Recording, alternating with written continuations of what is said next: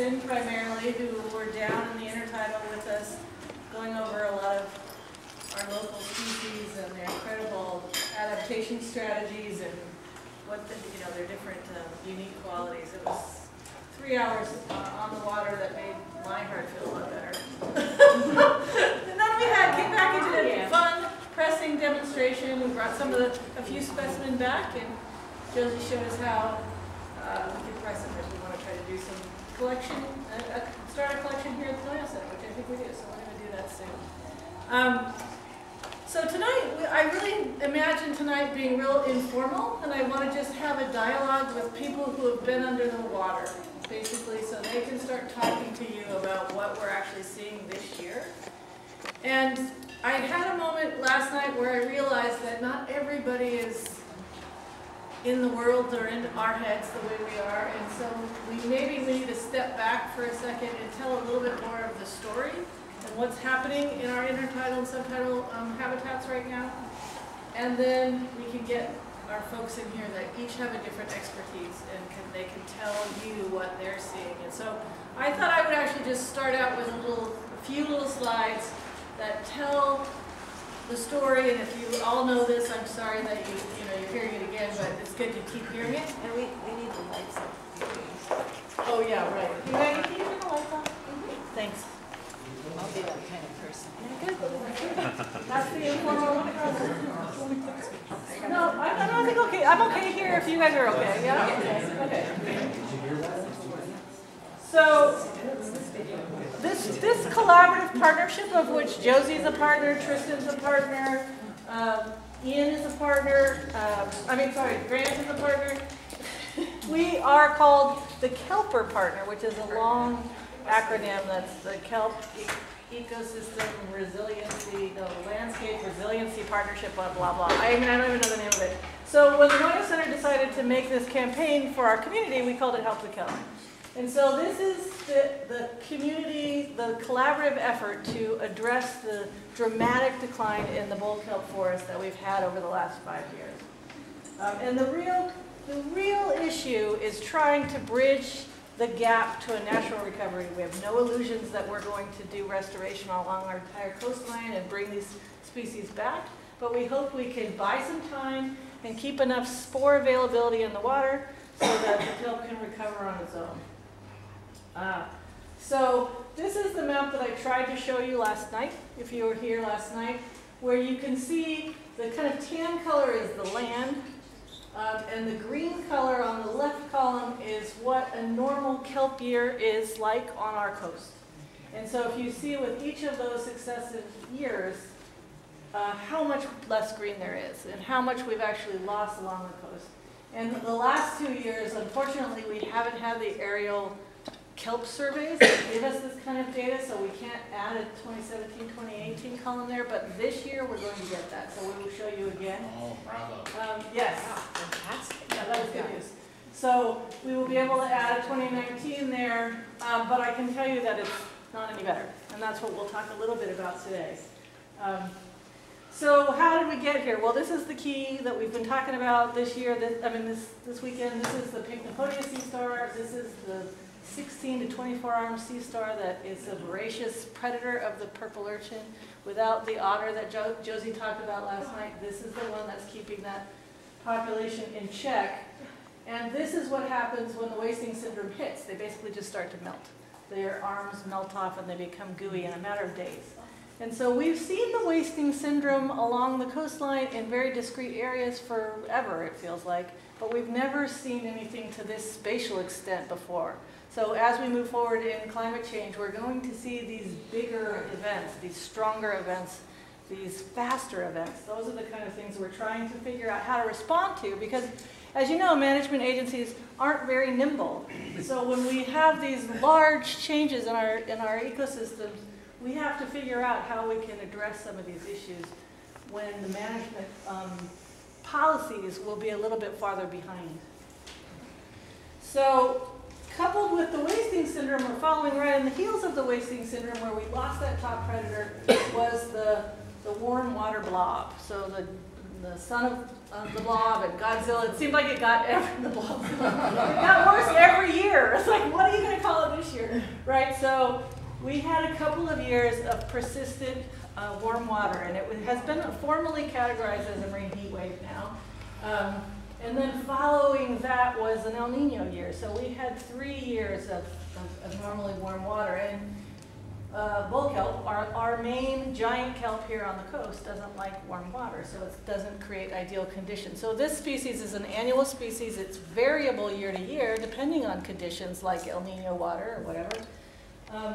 But when we had this combined with the loss of that top predator, this guy took over. And the purple urchin, as Grant will tell you, is not the target of the urchin fishery here in Fort Bragg. It is a non-commercial small urchin that tops out at about 4 or 5 inches.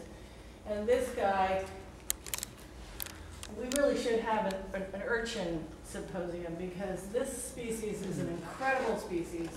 And I'm hoping Kristen will tell us a little bit more about this. They are incredibly adaptive and able to withstand conditions that most of the other herbivores are not being able to withstand. So this guy proliferated, and I want to show you the data from Tristan's surveys. Is that not coming up? Let's see.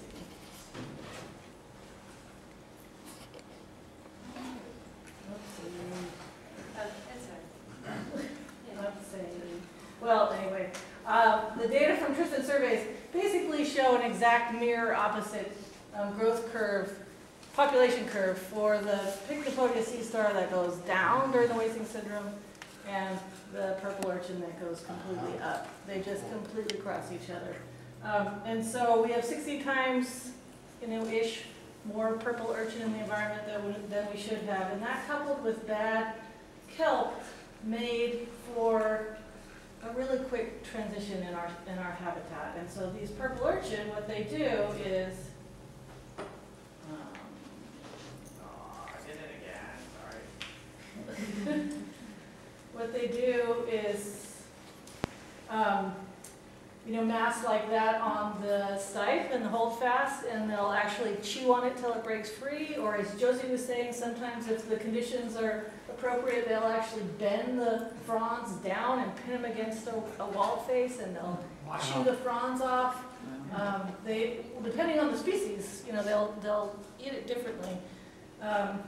And what they're doing is eating everything out of house and home, basically. So why does this matter with the bull kelp species in particular, and why is there an urgency here on the north coast?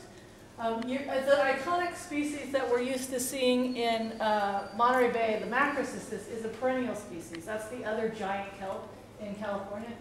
This species is an annual species, as we talked about. It needs to get to about this time of the year in order to release its spores into the environment. We heard a little bit about this last night if you were there. So when the little purple urchin come in the spring, when the little lollipops of bull kelp come up, they're basically chewing them off before they get to that reproductive stage. So we do not have the spore bank that we think we need to have. Compounding this is we now see basically bare rock, and this is actually not what we're seeing now. We're actually not even seeing that pink crusting coralline algae. Because the urchin are eating all the other algal species that are under that canopy of bull kelp. But what we're worried about now is, are they actually eating the spores as well? I mean, if they're really scouring the rocks, when we do the gut contents or the gut analysis of these urchin, they're coming up with rocks and wood and sand and abalone shells, and so they're able to eat other things. They're scouring these rocks, and so what is that spore availability like? So maybe you know more about that. You could talk. So impacts that we're seeing immediately, as we talked about this morning, is the closure to the red abalone fishery. That's a $44 million fishery, and as you know, if you live here, it's a very big part of our economy. This is closed, and some of the data I've seen has shown that this is about 73% less, 73% of what it should be to sustain the population right now. So what we're seeing with the abalone is they are also not getting enough to eat. They're shrinking their shells. They're starving. And when we have these big storm conditions, they're washed up on shore a lot of time. We have lost the red urchin fishery. This is they filed for disaster relief the last 3 years. They haven't gotten it yet, but we're still hoping that they will. And basically, you know, Bob jumps down at Ocean Fresh. You know, 5 years ago, he, for example, had 100 people employed to process the urchin that they brought in there, and now he has no one. Right? So it's a big hit to the economy as well as to the fishermen. So what are we doing? This is the quick, here's what we're trying to do to address this problem. This is a subset, because this is actually an old slide of the collaborative program. It's actually got more people and more things on it. So last year was our pilot year. We selected 3 bays because of the fact that they had a remnant population of bull kelp there that could be the spore source. To clear, we built the partnerships we needed to try to figure out how to do this and what do we do with the urchin when we bring them in. And we worked on the protocols with Grant and other divers on how to actually do everything that we wanted to do. We worked together as a research community to come up with the bull kelp recovery plan, which is down over there if you want to see that. Looking at what is the state of the science and what do we still need to know. We tried to fundraise. We haven't been super successful. And we really had to push this issue of what if we are the main predator right now, how can we incentivize the take of this purple urchin? How do we create a product for it, a market for it? So here's an example of the urchin divers going in, and we had 166 dive days last year, 691 hours underwater. The commercial urchin divers brought up a 1.2 million urchin. I think the average was 15 to 2,000 square feet per hour that they cleared. And this is tedious work. Go down for 4 or 5 hours and knock these little things off that are, you know, as small as a pencil eraser, and bring them in. So we all need to pat Grant on the back for that. Our partners at the Watermen's Alliance put together these recreational dive days, if you've been to any of those. So all the recreational divers wanted to participate, and so the Fish and Game Commission changed the regulations. It used to be you could only take 35 urchin in a day, and they've changed it now to 40 gallons. Yeah, it was changed again recently to 40 gallons. And the wreck divers, when they bring them in, they put them in a bucket and then they smash them down. They can get 4 times as much if they smash them down. So, you know, there'll be 100 divers out on a particular day. And this last one at Noyo Bay, they brought in 1,000 pounds to this week? Yeah. So the wreck divers can go in where the commercial divers, it's too shallow, and they can get that other sort of shallower area, and we can create. And Noyo Bay is really one of the areas where we're really starting to clear it out a little bit. I mean, Grant will tell us more about that. The ecosystem survey, so this is what you'll hear about from Tristan. So Tristan and Reef Check, as well as the Department of Fish and Wildlife, do the fall ecosystem surveys. And so Fish and Wildlife just completed 1 week of their surveys.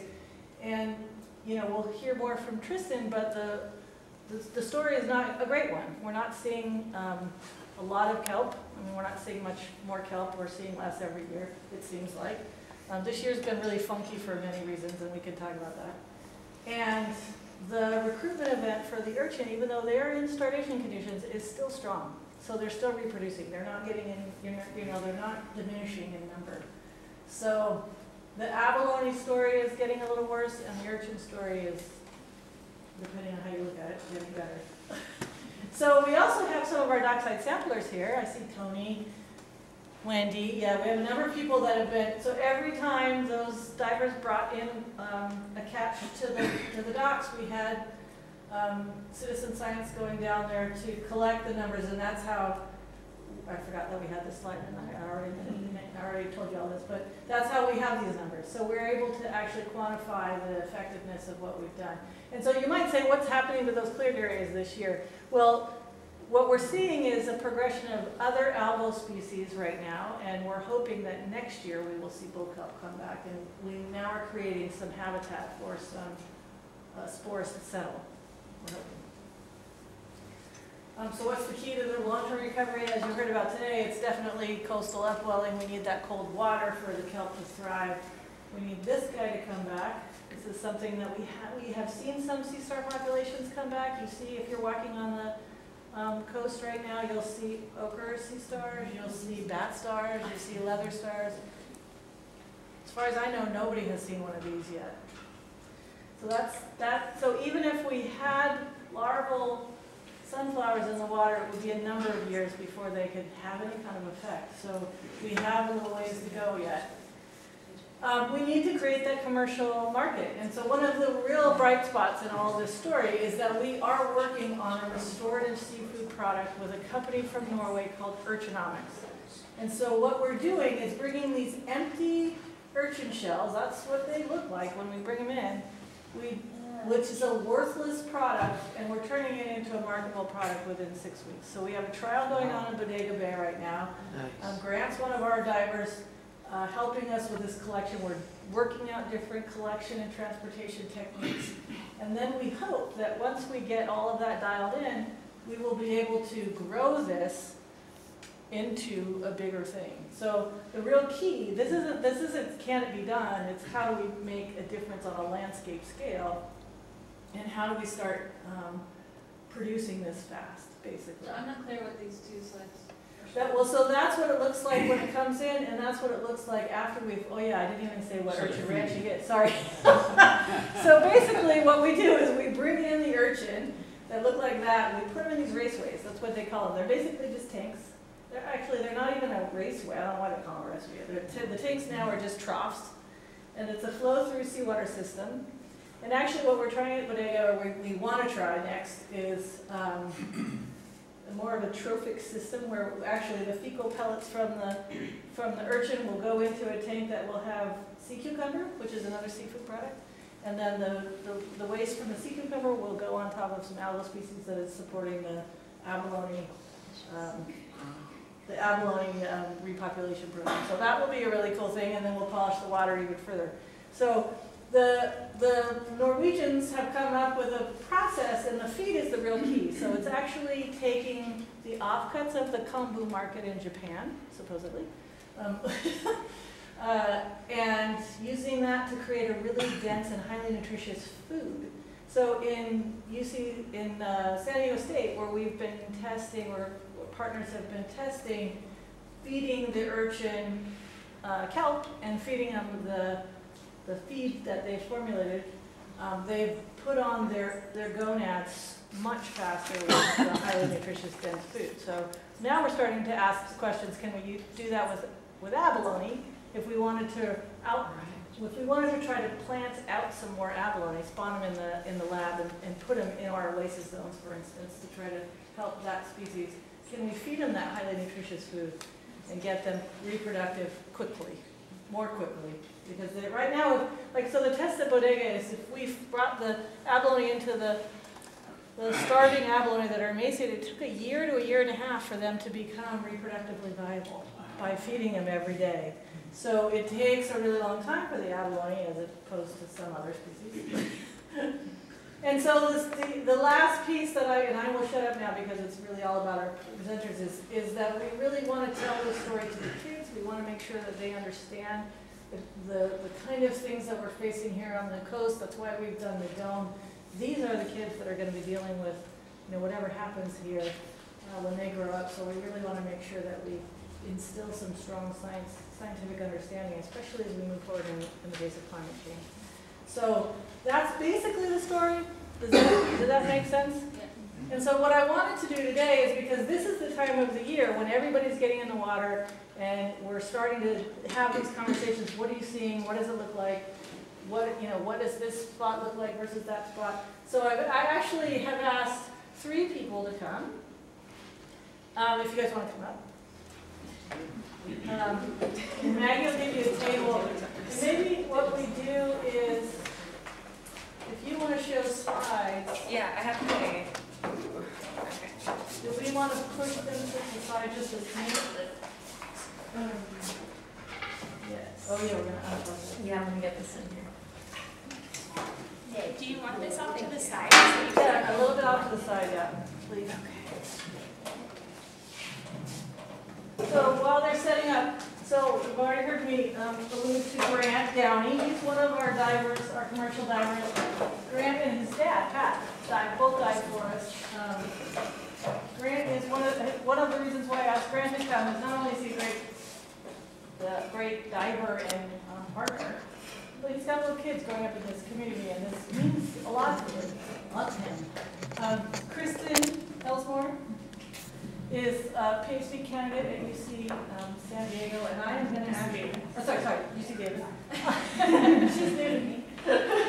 But what she brings to the table, what is so exciting to me, is this understanding of what kelp does with wave attenuation and erosion and some of those issues we were talking about on the bluffs today. But I'm going to ask Kristen to introduce her because they are good friends. But Kristen, you all probably know, she gave a great talk here not too long ago. She is the regional manager for Reef Check. She is in the water more often than not, probably, these days. Yeah. And doing these ecosystem surveys. So she is really going in and checking out all these spots, and they're also doing a lot of really good research for us for the partnership as well. So I will be quiet. And what I wanted to ask you guys to do, first of all, is just say a little bit about why you are participating in this program and what it is you think, why this is a priority for you or your organization. I'll start. Yeah. Can everybody hear me okay, or do I need to? Yeah, sounds good. Okay, so I've been diving red sea urchins on the coast for 10 years solid. I've had my permit since 2008. My dad's been doing sea urchins here since the 85. So he left Southern Cal to follow the urchin movement up here, and then I got my permit and we jumped in as a family business. Our urchin industry started collapsing, and we want to stay in the water. We don't want to. We've got so much invested in all our boats that we don't want to just get out of the water and sell out. And working with the Noyo Center and doing the Purple Project, and now getting in with the Urchinomics, it's keeping us wet. We don't have to move on because the red industry is just really bad. Multiple days of looking for a marketable urchin, and we're out gas and expenses and time doing it. So it's not getting us anywhere yet. So it's awesome that I'm able to work with the Noyo Center and keep us going. Hi, I'm Kristen Elsmore. I'm a PhD student at UC Davis, based primarily out at Bodega Marina. And I'm a California native and spent a lot of time swimming in kelp forests, lots of diving. And so these systems are really important to me, and I think they're really fantastic and can be used as a tool to help protect and mitigate some of these climate change stressors that we're up against. And so the systems, sorry, can you guys hear me? Yeah. Yeah. The systems.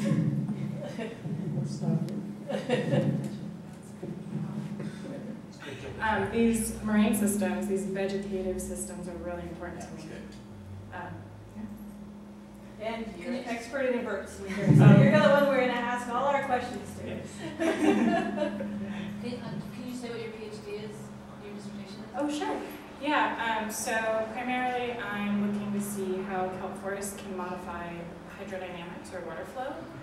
So both potentially through surface waves and currents, so surface waves happening on the surface, which surfers like to surf, and these little ripples that you see, which are the primary causes, not the ripples, but big waves crashing and pounding on the coastline are what are really driving some of this coastal erosion that we see up and down the coast here. So I've been trying to see if kelp forests can attenuate or damp those waves, because we don't really have a lot of data showing that, and so I've been trying to quantify that, as well as currents, which are unidirectional flow that happens below the surface. And then also looking a little bit at how they can potentially be a mediation tool for ocean acidification. Just a little. Just a little about it. Can everyone hear me okay? Yeah. I'm gonna move this out, just give me a minute And just Okay. to, I real didn't know quick, you were gonna sit yeah, up really in quick, front a of me. housekeeping thing. We have to open up the door periodically so there's airflow so that nobody gets too hot. So that's the juggle with the sound and everything. We're new at events in this space, so the feedback's helpful, but just wanted to let everyone know because I've gotten a few looks from folks about why are the doors open when it's loud and traffic. So sorry about that. Hopefully the mics help. Right, your voice is plenty loud enough, so turn your mic on. I'll just keep fiddling, just keep going, pretend, Okay. ignore the man behind you. Okay, I'm gonna start going now. Hi everyone, my name is Tristan. I'm the North Coast Regional Manager for Reef Check California. We're a nonprofit NGO that is actually internationally based, but we have headquarters here in California with our ultimate goal of surveying as many sites along the California coast as possible. So we have over 100 sites that we monitor, and within those sites we also have temperature sensors that are also kind of monitoring and piecing together some of the oceanographic and biological responses that's happening right now. So that's where I focus a bulk of my time is just that. And we actually train volunteer community scientists to do this work. So I live here in Fort Bragg. I'm based here locally and I work remotely. So my boss lives in Santa Cruz. And so I work here by myself. My coworkers are the volunteers that come and do these surveys with us. And my job is to package it, make that data available for proper ecosystem-based management that's happening year-round. And all of our data is open source and open access for anyone to go check out. So that is a little bit about me. Was that about it? Okay. Cool. Well, so why don't you start us off with what some of the trends you're seeing when you're doing your surveys this fall, and some of the anomalies we're seeing as well too. Didn't you tell me you saw reproductive blades and bulk kelp like in the spring? Yeah, That's a Portuguese beach?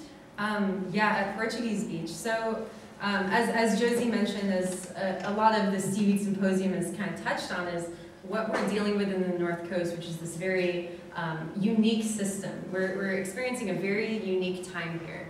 The reason being, we have an annual species of kelp.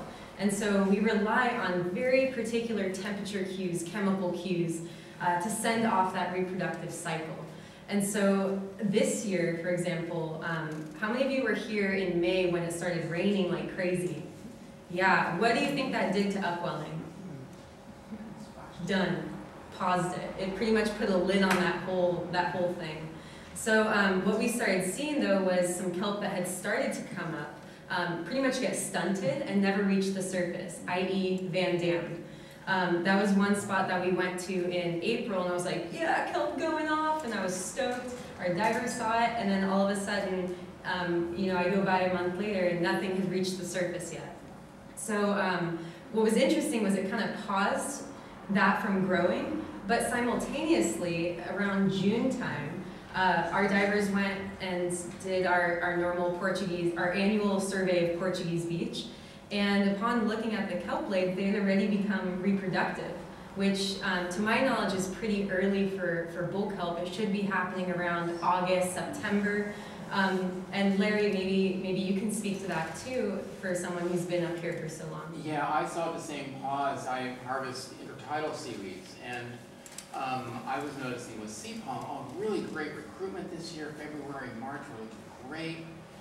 And then I went to one bed that I'd been just doing visual surveys on in probably June, and that recruitment didn't seem to be taking off. Like, what happened to all those little guys I saw? And it seemed like they had basically vanished. Mm-hmm. I mean, there were still individuals there, but not nearly the density in this one particular rock that I was So do seeing. you think they got written down by the storm that was hitting at the same time? I mean, we had those intense storms right then, right? Yeah, in May. Yeah, so around that time in May, what happened was we got this kind of low pressure system roll through, and all of a sudden put a pause, rain's coming, and with that came the storm energy that even when those lollipops, those tiny little kelps were popping up, that wave energy took them out, right? Because we all kind of know at this point that kelp has moved in shallow. And so what happens to the substrate as you move in shallow also? It gets smaller and smaller, right? So less things for the kelp to hold on to, a lighter hold, right? They're not big rocks, they're little rocks that can float away.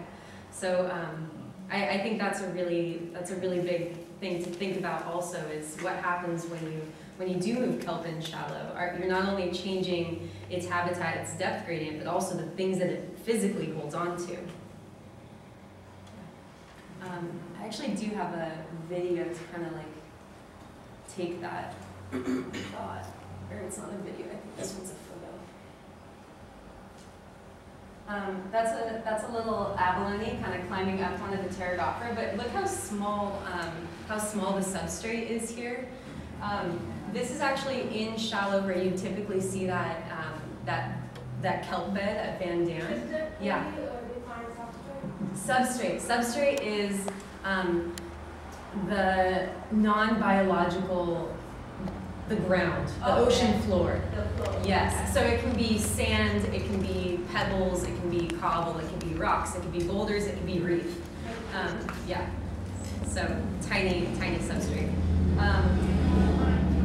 And that's just pterogophora coming out of it. And something I just wanted to throw out there also is, this was that area where we saw bull kelp showing up last year, but we didn't start seeing show up this year.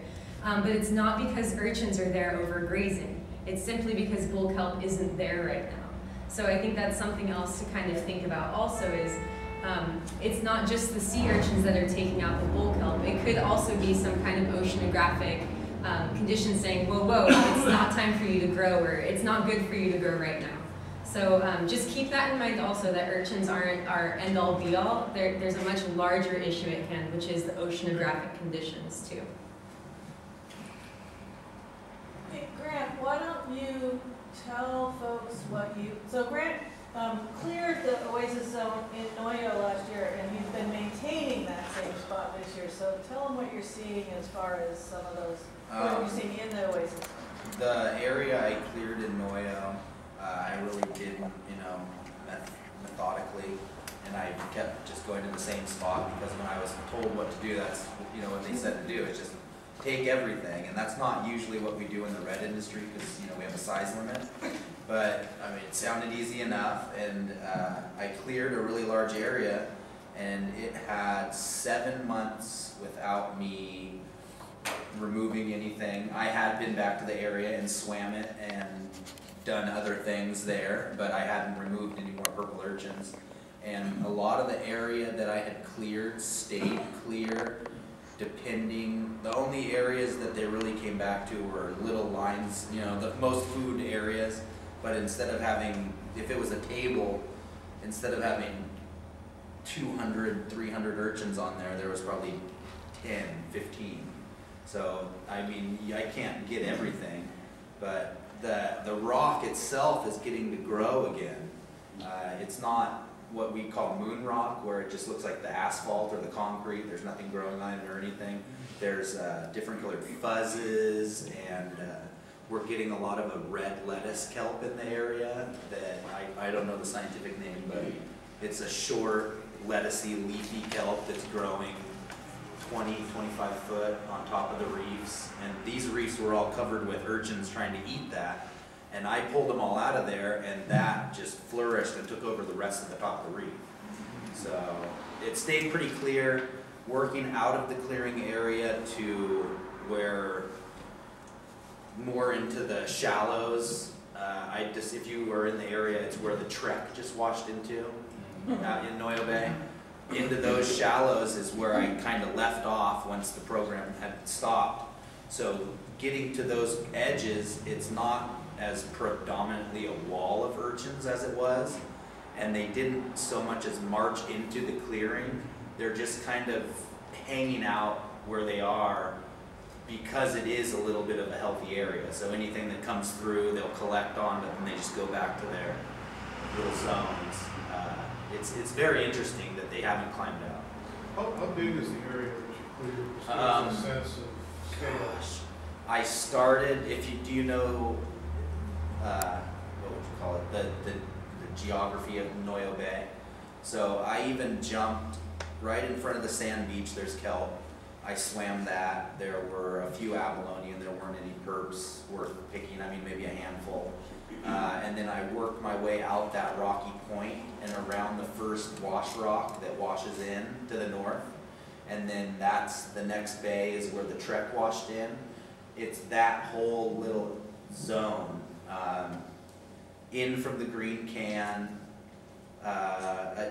Size-wise, it'd be hard to describe. Maybe the main circle in that bay, I'd say, was about 3 football fields, and then it's about a football field around the corner going in. And they haven't came back in there at all, I think because it's all sand in the jetty and then the big sand beach. So all the urchins I pulled out from in there, nothing has crawled out of. There's just no recruitment there to come back out because we got them all. So. And did you tell me you saw a lot of baby pintos? No, we saw some pintos in Casper, which was different because we're not seeing any. I didn't do removal in Casper zone. John Holcomb did a lot with his airlift, and a lot of other boats did a lot of work in Casper. And we are going in maintaining a clearing zone there that we were told to go to, and the urchins there are a lot different from Noyo. The size is a lot different, the density is a lot different, and the bottom is completely different. So seeing little pinto abalone there was very interesting because it's not so much of a healthy area, and there aren't. Are pintos invasive species? I don't think so. No, I used to see more of them, and I don't know where they go. There's no recreational fishery for them. There's no commercial fishery. I don't know what would eat them. So when we go down and take data, 1,000 urchin coming out of Casper might weigh 25 pounds, and 1,000 urchin coming out of Noyo might weigh 100 pounds. I mean, so they're smaller and they're emptier. Really different. I hand pick into a little picking crate that I made, and yeah, Noyo, it could be anywhere from 25 urchins to 100 urchins, and Casper, it could be just the one little picking basket could be 15 minutes, and it could probably be like 1,000 urchins. So just handfuls of littler urchins all over the rocks, collecting down in the bottom where the sand channels and the cobblestone are, just because that's where the food washes around. So. Have you seen any signs of bull kelp regeneration in the area you've cleared?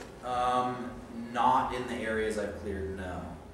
So there hasn't been any kelp there prior though either to drop any spores. So we're hoping that bed, if you've seen that little bed that's just shallow along the beach in Noyo, we hope that we'll see this area next year. We'll see more coming up.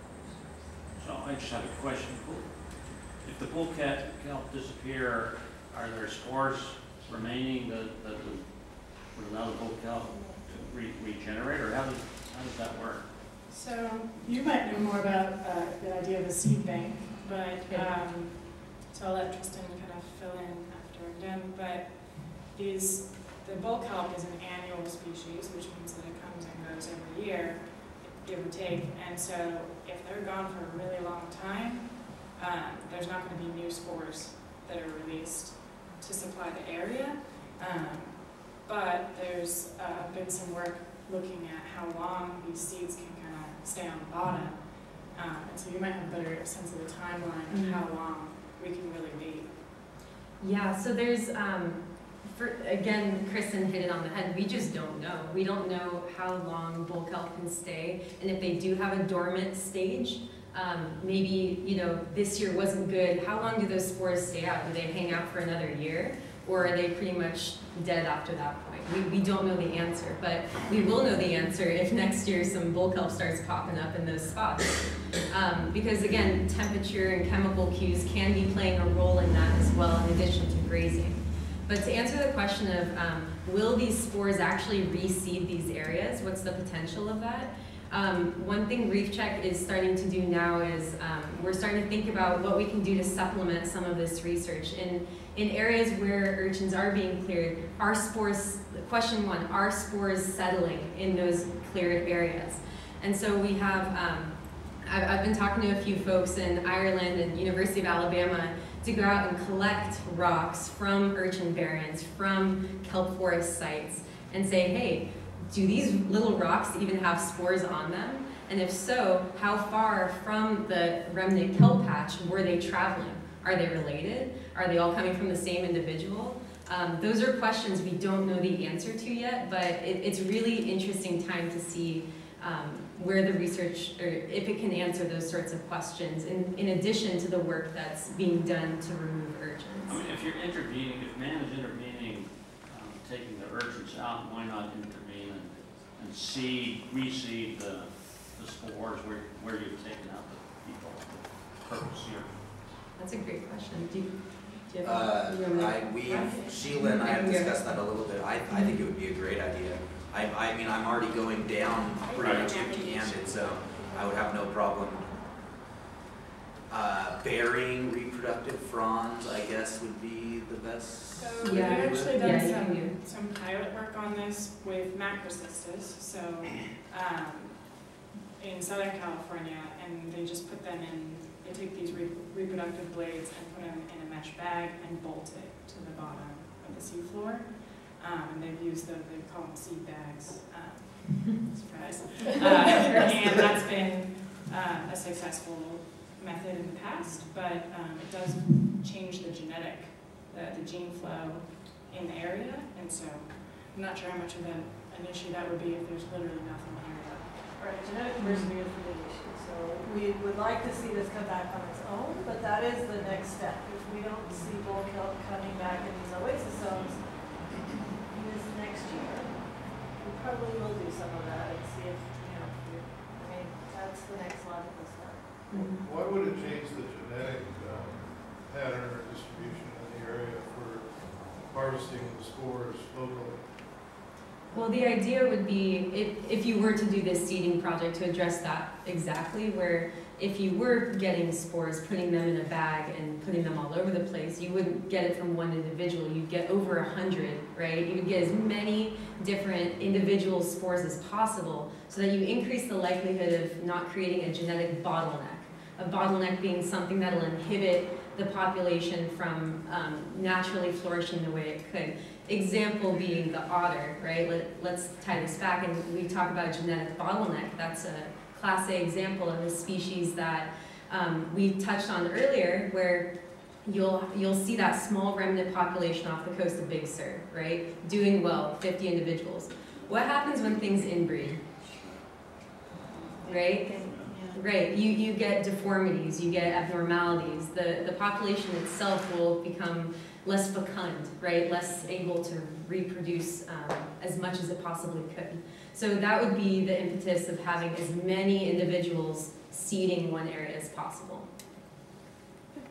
I think it's also important to remember that the spores themselves are not producing the next bull kelp. As if you really looked at that picture that Sheila had, there's this whole other part of the life cycle that's happening after those spores settle, and we don't know whether urchins eat those gametes that are down there. That's the big question. And that's never been reproduced in the lab, I don't think. So it really is, there's a lot of unknowns.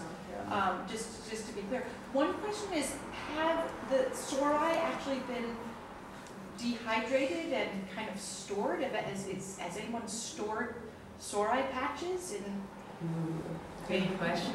to rehydrate them? I mean, other seaweeds rehydrate really easily. People look at the DNA and the molecular structure of these ancient seaweeds, and they all seem, so I don't know, maybe alongside some of these efforts, there's taking some spore pack, making a We saw some creative stuff going on in Canada with some of the seeding with the spores. Simon Fraser. Yeah. You want to talk about that? But I don't think there was dehydrating. No, there was no dehydrating. I know again, if we're thinking about locality where this is coming from, in British Columbia, they're doing that too, but they have a pretty solid standing stock of kelp going on. So to my knowledge, I don't know if anyone's seen, but there are 2 questions over here. I have a question because I do notice the bull kelp patches out by Pine Beach. How far do the spores travel? Good question. Okay. So bull kelp spores are, to my knowledge, known to be one of the more heavy spores, so they're known to kind of drop right where they are. But I kind of want to show you a little thing here. This is from Gersel Cove in Sonoma County. But what you can see here, right there, see that dark area? Dark area, dark area, dark area. Those are all the sori, the spore packets. Those packets can physically detach themselves and sink to the bottom. And Josie's book does an incredible job of explaining how quickly that can happen. And I found that it can happen within 1 to 4 hours.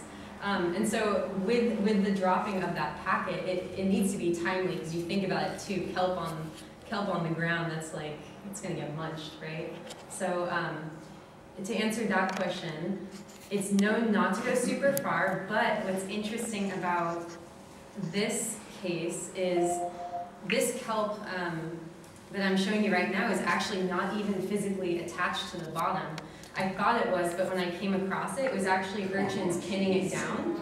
And so this kelp itself wasn't even in Gersel Cove, it drifted from somewhere else. And so I went on a little drive, and I drove up the coast, and I was like, where is this kelp coming from? And the only kelp patch I found between Gersel Cove north, from where the current would be coming, would be Sea Ridge. And so that's about 5 miles or so, just linear distance. And so that's a pretty far distance for kelp to travel. So just know that it can still be reproductive as it's drifting. It can still drop spore packets. Red algae has been known to distribute thousands of miles as it's drifting in the ocean. So algae is very, very effective at sending its spores where it wants to, and where the current takes it. How about, why don't you give us the highlights of the urchin? Why are they so much better at living in these conditions than the other herbivores? I don't know, they're pretty ruthless organisms. So I was talking to Sheila earlier today about this, but urchins actually will modify how so they have a bunch of tube feet. So much like a sea star, they use these 2 feet to suction down onto the bottom and hold on. So they're covered, their whole body is covered with 2 feet, and they're hunkered down. But when there's really big wave action or really high flows, they're going to want to hold on as hard as they can. However, when they're eating, they need to be upright so their spines lift up. They're not holding on with all of their 2 feet. And so they actually, as they're feeding, they're more vulnerable to being swept off just based on how they hold on to the substrate. And so they can actually, they'll modify their behavior. So really high flow conditions have actually been, researchers have found that those really high, really rapid currents and wave action can actually hinder their ability to feed.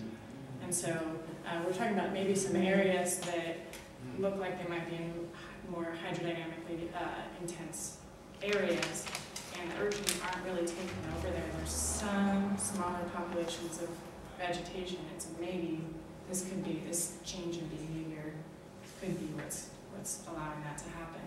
Kristen, do you know the influence of fresh water on urchins, or salinity changes? What's their tolerance to that? I don't know. They're pretty tolerant organisms. Yeah. They can handle a lot. I've seen them actually a little bit south of here at the outflow of a little creek, and they're still in the rubble and the rocks pretty close into this fresh water system. And so I'm not sure the exact numbers, but I've seen them in some not so salty water. Other than their color, what's the difference between a purple and a red urchin? You know that all too well. Size, What's the biggest red you've seen? red ones here? I've seen reds that are, we call them cannonballs.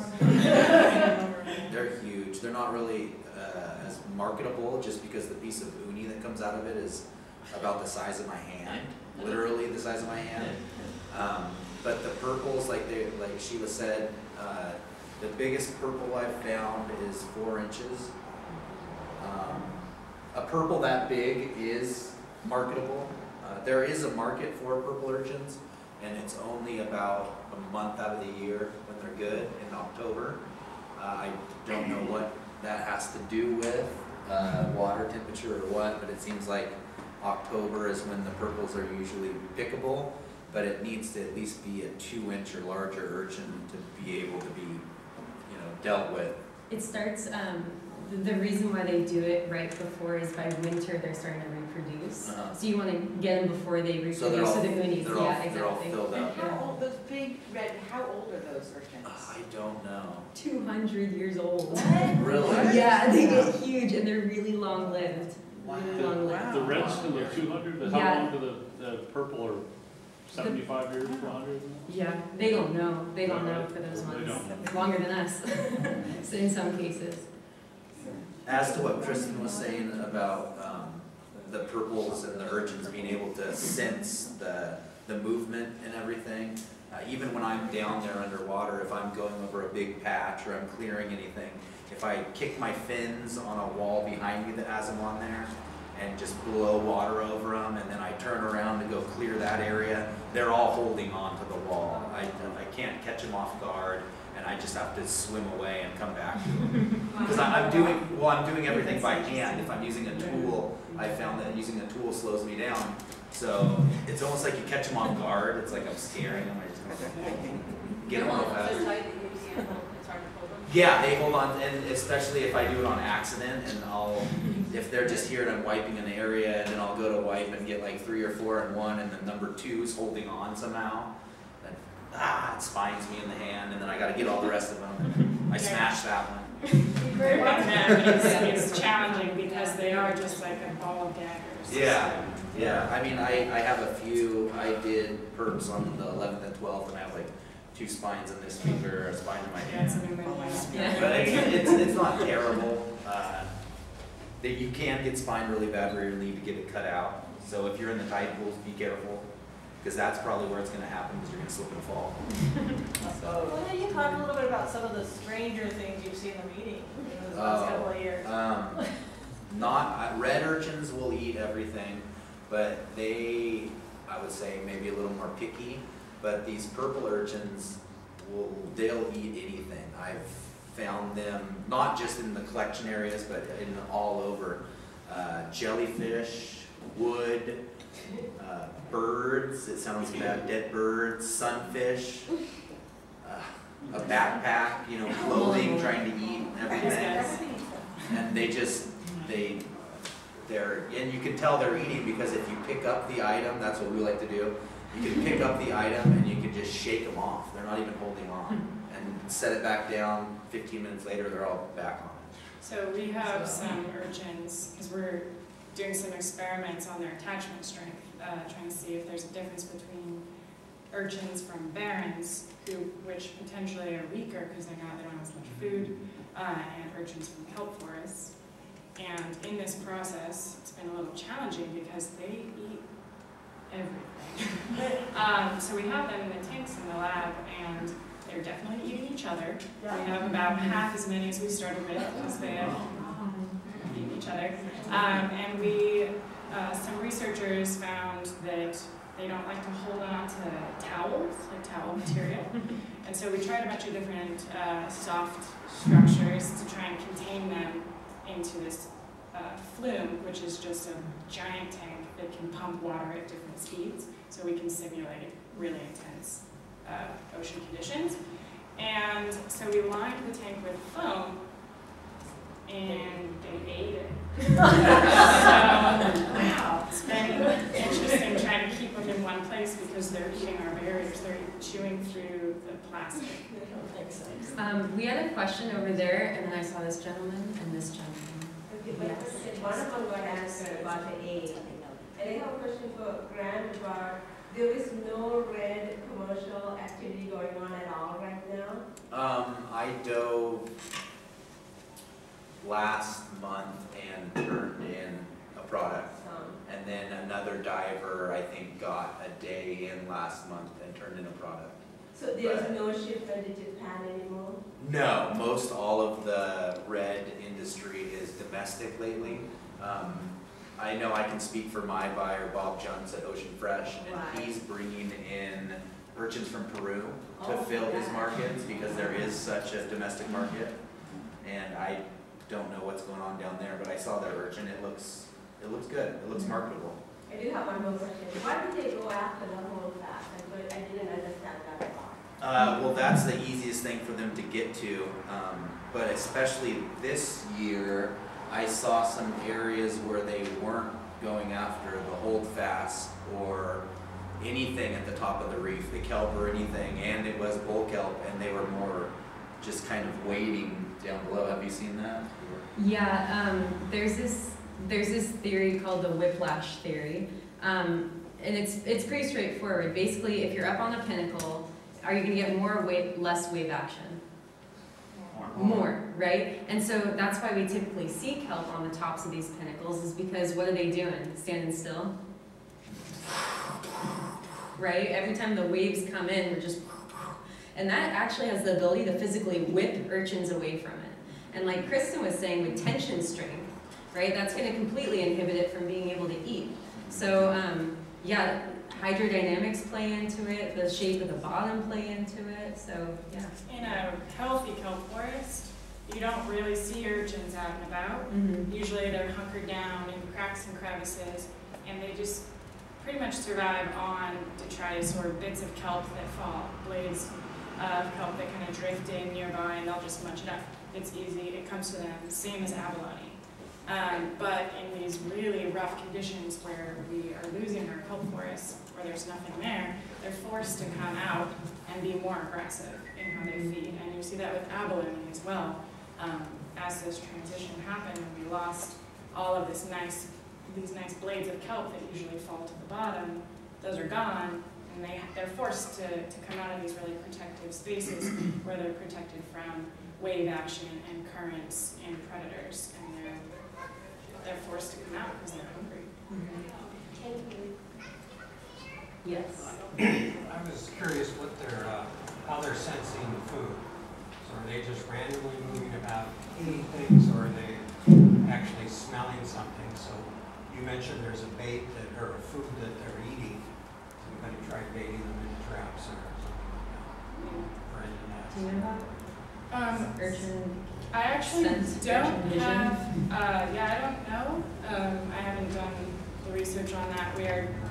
Because we've been seeing these urchins that we have in the tanks eating anything and everything, including each other and snails and limpets, we want to do some feeding trials and see if they can sense that if it's like a change in hydrodynamics, it's something that knocks them, or if it's actually a chemical cue where they can actually taste in the water. But I haven't done the background literature search on that. Do you know? Well, actually, it's a question for Grant. Have you ever done any? It's just kind of an anecdotal experiment when you're out there urchin diving and put some kelp in an area to see what would happen. I haven't personally, but my dad last year doing the removal, we worked separate. But funding-wise, we're working together now, and we're both diving at the same time and working together as a team. And he did that last year and saw some drift kelp and sunk it to the bottom in an area that had been partially cleared he was working on. And when he came back to drop off a bag at the side of the boat, they were all over it. They were all over it. If I go to a spot and I throw my anchor, and my anchor is, it's just steel with a steel chain that lays on the bottom. The first thing, I throw my anchor, I get all my gear ready, I put my wetsuit on, and the first thing I do is I go down and I check and I make sure it's all clear, and if the wind's gonna blow, everything's good, there's already purple urchins on. There's already purple urchins on my chain. And then doing live fish, which is a nearshore fishery where you set hooks to catch ground fish. You can set a gear and the squid attracts them, and they'll climb and they'll be on the squid on the hook when you pull the gear up. So it's pretty much anything. So Grant and I have been talking, well, we've been talking together, but I've been talking to Fisher about trying some ways to aggregate them when he goes down. So if he'll go down clear, maybe we put a couple pots of something. And just see if we could, Literally, little mini purple hoop if net. we could start aggregating them in a useful way, that would be a great Just thing. march Right? Come on in. I'll second that too. Actually, so when we go to lay our meter tapes, when we're doing our surveys of the bottom, usually we'll lay a 30-meter transect, we'll lay another, we'll come back 15 minutes later, urchins are already on it, eating through our meter tape, and I'm not kidding. Like you swipe